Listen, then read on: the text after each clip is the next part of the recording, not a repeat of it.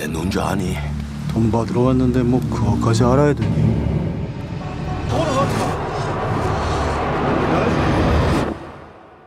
아니다. 이제 2억으로 올랐다. 에? 뭐가 또 1억이라 하지 않았습니까?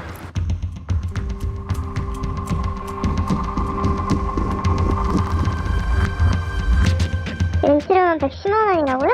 응. 안 돼요. 이건 너무하잖아요, 좀. 이거 내거 아니야. 네가 저 늦은 거니까 네가 알아서 해야지 이거는. 뭔가? 그럼 네 딸내미한테 얘기해. 이 돈 가져오라고.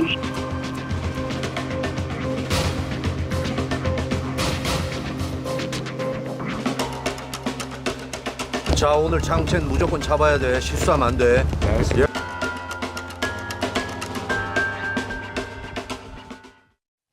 네, 영화와 현실을 구분할 수 없겠습니다.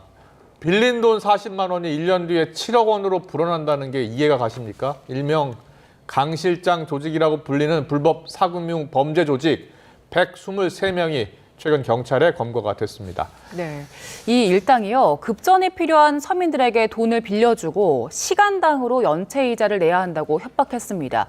무려 5,000%의 이자를 받은 걸로 알려졌는데요. 관련해서 백기종 전 수서경찰서 강력팀장과 짚어보겠습니다. 어서 오세요. 네, 안녕하십니까. 안녕하세요. 영화는 좀 과장된 측면이 있을 것이다라고 네. 생각을 했는데 영화보다 더 심한 것 같은데요? 사실은 지금 그 강원지방경찰청에서 사건 해가지고 불법 사금융 예. 이게 범죄 조직을 단속을 했는데요. 네. 김영수 앵커께서 말씀하신 것보다 훨씬 더 영화보다 훨씬 잔인하고 예. 포악한 그런 그 불법 사금융 사건이 일어난 것이죠. 네, 지금 사례를 보니까요. 경찰이 사례를 발표했는데요. 25만 원을 빌렸습니다. 네. 그런데 이게 3개월 뒤에 1억 5천만 원이 네. 됐고요. 40만 원을 빌렸는데 이 1년 사이에 7억 원이 됐더라고요. 애초에 이 계약 자체가 가능한 건지 이 궁금증이 드는데. 이게 이제 그 계약은 대부업법이라고 있습니다. 대부업 그다음에 금융이용자 보호에 관한 법률이 예. 연 20%를 넘지 못하게 돼 있는데 네. 방금 앵커께서 말씀하신 이게 왜 가능하냐면 네. 예를 들어서 20만 원을 대출을 받잖아요. 예, 예. 일주일에 38만 원을 갚기로 계약서를 작성을 합니다. 그다음에 이제 계약서 작성 당시에 38만 원을 일주일 안에 못 갚으면 네. 시간 단위로 이자를 상승시키겠다. 이렇게 되니까 계약서에 그게 적시돼 있습니까? 사실 그렇게 계약을 했어요. 그러니까 이제 이 소위 주부나 대학생, 취업 준비생들, 그다음에 급전이 필요한 분들이나 또 그 저신용 불량자들은 네. 돈 50만 원 이하 소액 같은 경우는 금방 갚을 수 있다고 생각을 하거든요. 그렇죠. 예. 그러니까 그런 계약이 불법인 줄 알면서도 계약을 작성을 합니다. 네. 그런데 실질적으로 현실적으로 어려우니까 돈을 갚지 못하면 네. 시간 단위로 이자가 올라가서 이렇게 몇십만 원이 1년이면 거의 2억 원 돈이 돼버리는 이런 네. 아주 살인적인 고금리 그런 게 되는 거죠. 예. 보통 이런 계약할 때요, 선이자를 먼저 떼고 각서도 쓴다면서요? 보통 그렇습니다. 예. 이제 뭐 50만 원 갚아도 뭐 이자를 그 선이자를 떼거든요. 떼고, 그럼 보통 예. 뭐 한 30몇만 원 받아가는데 그렇게 하는데 계약서상에 이자를 기일 내에 못 갚으면은 몇 프로의 이자를 추가로 계속 하겠다. 그게 결국은 이제 피하게 되거든요. 돈을 예. 소액이라도 갚지 못하니까. 그런데 그네들은 계속해서 시간 단위로 계산을 해가지고 이런 살인적인 고리 대금업을 하게 되는 것이죠. 네. 그리고 각서도 쓴다고 하는데 이런 각서도 효력이 없는 거죠. 원인에 있어서 불법 행위입니다. 예. 왜 그러냐면 각서를 썼다, 계약서에 썼다고 하더라도 원인에 있어서 불법 행위는 전혀 민사, 형사적으로 책임이 없기 때문에. 근데 일반 서민들은 예. 이런 걸 모르거든요. 네. 그러니까 내가 대출을 받고 계약을 해서 각서를 작성해 줬기 때문에 이대로 이행을 해야 된다. 이렇게 생각을 한단 말이죠. 네. 그래서 계속해서 이 고리대금업자들에게 빨려 들어가면서 정말 가정이 파탄나고 뭐 심지어는 극단적인 선택을 시도하는 그런 지경에까지 이르게 되는 것이죠. 네. 현재 법정 최고이율은 연 20%이기 때문에 그렇습니다.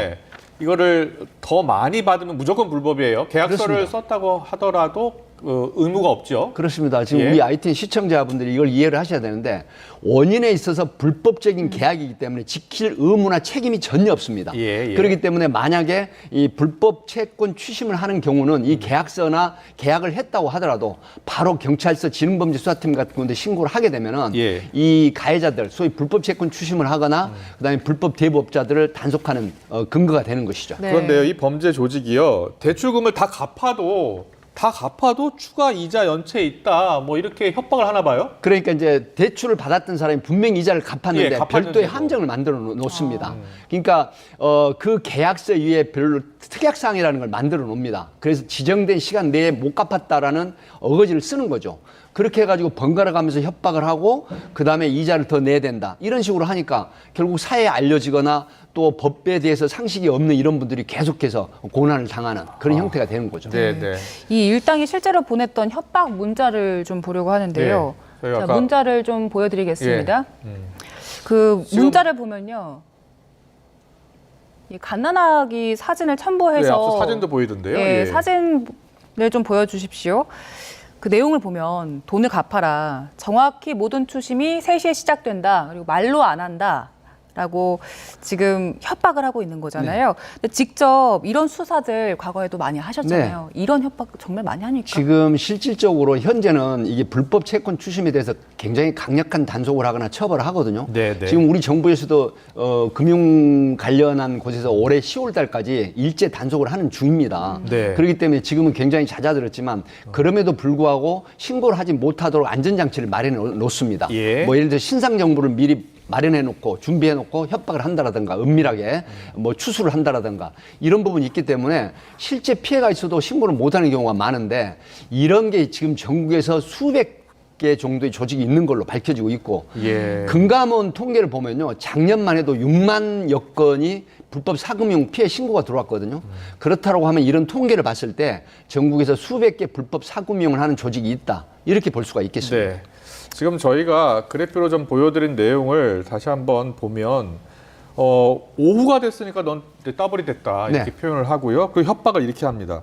지금부터 잘 봐라. 아버지부터 해가지고 싹 다 터트려 버릴 거야. 이렇게 협박을 더 하나 봐요. 그러니까 마음이 약한 그리고 심리적으로 좀 취약한 그렇죠. 서민들은 무척 겁이 날 것 같아요. 겁이 나죠. 왜 그러냐면 한 명만 하는 게 아니라 예. 번갈아 가면서 협박을 한단 말이죠. 전화 협박이나 아니면은 사무실이나 주거지나 이런 곳에 특히 가정주부, 그다음에 저신용 불량자, 그다음에 취업 준비하는 학생들, 대학생들 네. 이런 사람들은 사실 취약하거든요.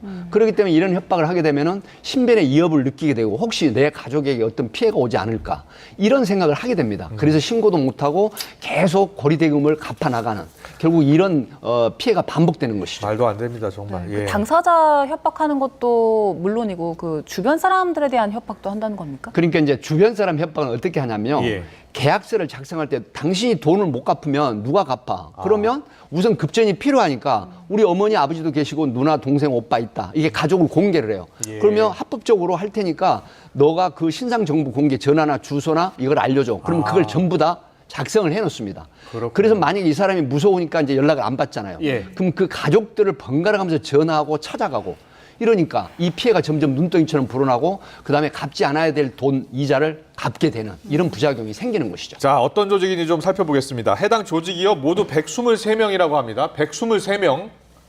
그 가운데 10명을 구속했고요. 자, 조직이 어떻게 운영이 됩니까? 소액대출 피해자를 주변에 보면 면담팀, 자금수금팀, 지역수금팀, 뭐 총책, 실장 굉장히 다양하네요. 역할 분담을 만들어 놓고 예. 이제 수법이 이런 겁니다.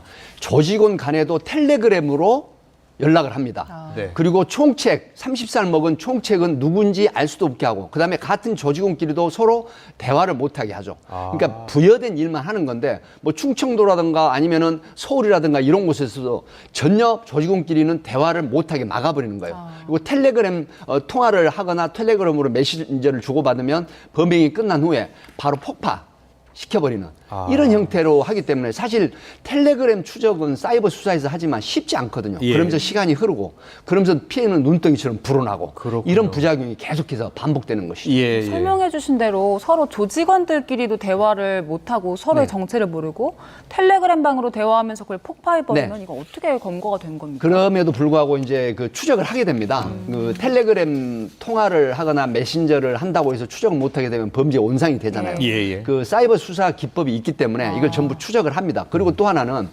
예를 들어서 조직원이 범행을 하잖아요. 네. 그럼 그 조직원의 뭐 변호사비라든가 수발을 들어준다 그러고 구속하거나 해로 도피를 시켜버립니다. 그렇게 해서 정작 중요한 간부직이나 총책은 피해 나갔던 거죠. 무려 3년 동안은. 2021년 4월부터 이 범행을 했으니까. 예. 그런데 이번에 강원지방경찰청에서 계속해서 피해자들의 피해 신고를 은밀하게 모아가지고 그리고 나서 일거에 단속을 하게 된 것이죠. 네.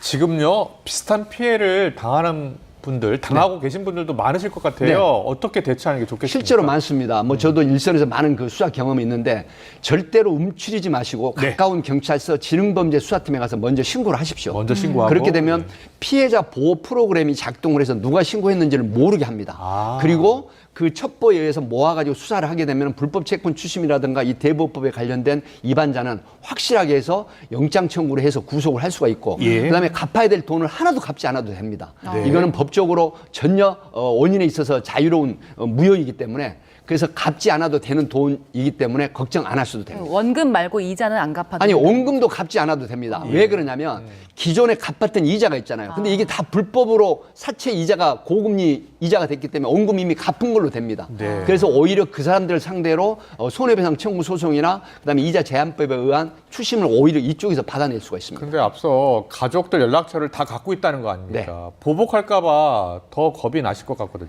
그러니까 이제 보복이 걱정이 돼가지고 그 고리를 계속 물어주잖아요. 예, 예. 근데 이것도 경찰에 전부 털어놓고 얘기를 하시면 피해자 보호 프로그램이 작동을 하는데 그런 가족들의 신상에 대해서 전부 다시 압수수색을 통해서 다 해소를 합니다. 예. 그리고 그 범인들에 대해서 가해자들에 대해서는 이 부분이 제출이 되면 법원에서 아주 중한 처벌을 하기 때문에 아마 이런 부분이 알려지면은 보복 범죄는 생각지도 못합니다. 특가법에 보면 보복 범죄를 처벌하는 굉장히 강하거든요. 예. 이런 부분이 있기 때문에 예, 이런 예. 부분은 경찰에 빨리 신고를 하고 제출을 하는 게 좋습니다. 네, 그럼 이런 범죄 조직들 협박하고 말도 안 되는 5,000% 이자 받고 이런 혐의로 이제 처벌을 받게 되면 어떤 벌을 네, 받습니까? 폭력행위 등 처벌에 관한 법률 4조에 보면 범죄단체 구성 활동죄가 있습니다. 네, 네. 이게 일반 조직원은 2년 이상 유기징역, 그다음에 그 보스라고 하는 수계는 최대 무기징역 사형, 그다음에 중간 간부는 7년 이상 무기징역까지 가능합니다. 네, 수사 많이 하셨다고 네. 하는데 이런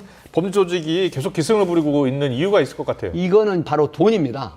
그러니까 이런 불법을 통해서 약자들, 경제적인 약자들을 상대로 신고를 못할 것이다. 어떤 안전장치를 마련해 놓고 전국적인 이런 범죄를 하면은 굉장한 수익입니다. 이 지금 주범도 서울 한 아파트 1,800만 원씩 월세를 내고 호화 생활을 했거든요. 예. 외제차를 끌고 다니면서 예, 예. 그런 부분이 있기 때문에 이런 부분에 대해서는 가장 빠른 대처는 경찰에 신고를 하면 피해를 더 이상 줄일 수 있다. 이렇게 네, 말씀을 드립니다. 알겠습니다. 일단 경찰에 신고하고 경찰을 믿고 그렇습니다. 알리는 게 급선무인 것 같습니다. 네. 지금까지 백기동 전 수서경찰서 강력팀장과 함께 이야기 나눠봤습니다. 잘 들었습니다. 감사합니다.